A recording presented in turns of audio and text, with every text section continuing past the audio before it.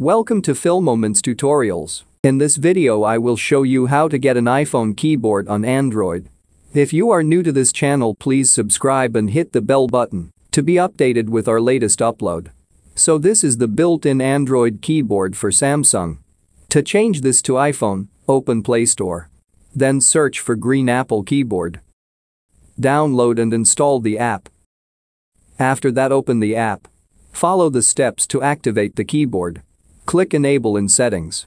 Turn on this Green Apple keyboard. Click OK. Next is tap on Switch Input Methods. Then choose Green Apple Keyboard. After that, click Finish.